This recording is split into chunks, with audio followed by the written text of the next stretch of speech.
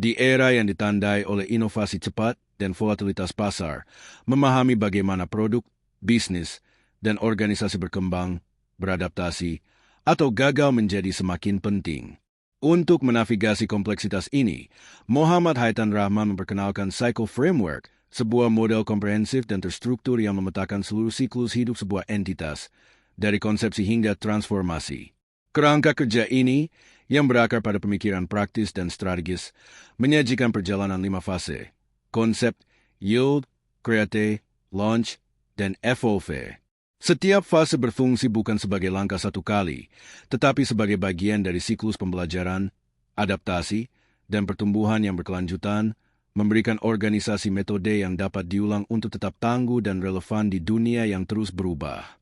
Pada intinya, Cycle Framework dimulai dengan fase konsep, di mana visi dasar dari suatu produk atau organisasi mulai terbentuk.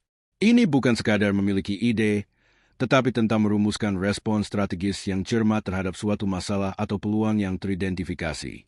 Fase ini mencakup identifikasi kebutuhan pasar yang belum terpenuhi, merancang proposisi nilai yang menarik, serta memetakan pemangku kepentingan dan kompetitor utama. Bagi para wirausahawan dan inovator, inilah momen untuk mengajukan pertanyaan mendasar. Perubahan apa yang ingin kita ciptakan? Siapa yang akan kita layani? Dan mengapa mereka memilih kita? Tahap ini juga merupakan tempat berbagai asumsi dibuat, sehingga penting untuk membangun dasar bagi proses validasi yang akan datang. Setelah konsep ditetapkan, fase yield menekankan pada validasi awal dan penciptaan nilai pertama. Ini adalah tahap eksperimen, di mana produk AWOL, Minimum Viable Product/MVP, prototype, atau program perkanan diperkenalkan kepada pengguna nyata. Tujuannya bukan untuk menyempurnakan produk, melainkan untuk menguji asumsi yang dibuat pada fase konsep dan mulai mengumpulkan umpan balik yang dapat membimbing pengembangan selanjutnya. Ini adalah ujian penting.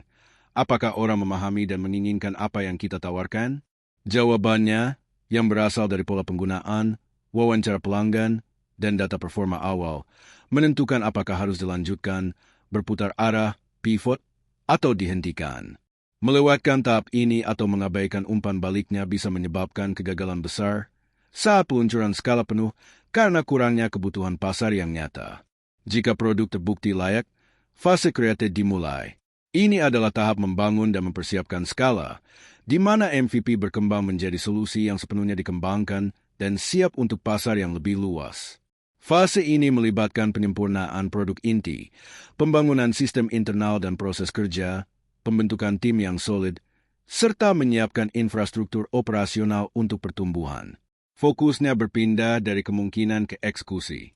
Di sini, pemimpin bertanya, apakah kita siap melayani lebih banyak orang secara andal? Apakah kita memiliki sumber daya, alur kerja, dan standar kualitas yang siap untuk penskalaan? Branding, penyelarasan tim, dan konsistensi produk menjadi sorotan utama agar lompatan dari eksperimen penggunaan luas berjalan mulus dan berkelanjutan. Setelah semua elemen internal dan eksternal selaras, fase launch menandai momen peluncuran resmi produk atau bisnis ke pasar yang lebih luas. Inilah titik di mana strategi bertemu dengan visibilitas. Kampanye pemasaran dijalankan, taktik akuisisi pelanggan diterapkan, dan indikator kinerja dipantau dengan seksama. Tujuannya adalah untuk menghasilkan daya tarik pasar, mengamankan posisi di industri, dan belajar dengan cepat dari penerimaan publik awal. Peluncuran yang sukses membutuhkan lebih dari sekadar produk yang berfungsi. Ia membutuhkan pesan yang kuat, pemilihan saluran distribusi yang tepat, dan kemampuan untuk segera merespons berdasarkan respons pasar. Efektivitas fase ini seringkali menentukan arah awal dari perjalanan bisnis. Akhirnya, fase FOV memastikan relevansi jangka panjang melalui pembelajaran dan inovasi. Tidak ada produk atau bisnis yang bersifat statis. Preferensi pelanggan, kemampuan teknologi, dan lanskap kompetitif senantiasa berubah. Dalam fase ini, organisasi melakukan refleksi terhadap apa yang berhasil, apa yang perlu diperbaiki, dan arah baru apa yang mulai muncul. Adaptasi bisa berupa pembaruan fitur, rebranding, eksplorasi segmen pasar baru, atau bahkan pivot strategis besar. Fase FOV mendorong pola pikir peningkatan berkelanjutan, memposisikan organisasi untuk memasuki siklus berikutnya dengan wawasan dan ketahanan yang lebih besar. Keunggulan dari Psycho Framework terletak pada fleksibilitasnya yang dapat diterapkan dalam berbagai konteks, mulai dari startup kecil hingga organisasi besar yang sedang menjalani transformasi digital. Ambil contoh sebuah startup di bidang teknologi pendidikan. Para pendirinya mungkin memulai dengan mengidentifikasi masalah. Metode pendidikan tradisional tidak menarik bagi pelajar muda. Konsep. Kemudian mereka mengembangkan prototipe aplikasi yang menggabungkan pembelajaran dengan permainan dan mengujinya di beberapa sekolah. Yield. Berdasarkan umpan balik positif, mereka menyempurnakan antarmuka, membangun sistem backend yang tangguh untuk guru, dan mempersiapkan peluncuran nasional, Create. Kampanye pemasaran skala nasional dan kemitraan dengan Dinas Pendidikan pun dilaksanakan, Launch. Setelah mengumpulkan data penggunaan dan umpan balik pengguna, mereka menambahkan fitur pembelajaran personalisasi berbasis AI dan memperluas ke modul pelatihan guru, FOV. Setiap langkah dijalani bukan sekadar reaktif, tetapi strategis, berdasarkan kerangka kerja yang bijak dan adaptif. Pada hakikatnya, Psycho Framework adalah kompas bagi siapapun yang ingin menavigasi ketidakpastian dalam inovasi dan pertumbuhan organisasi.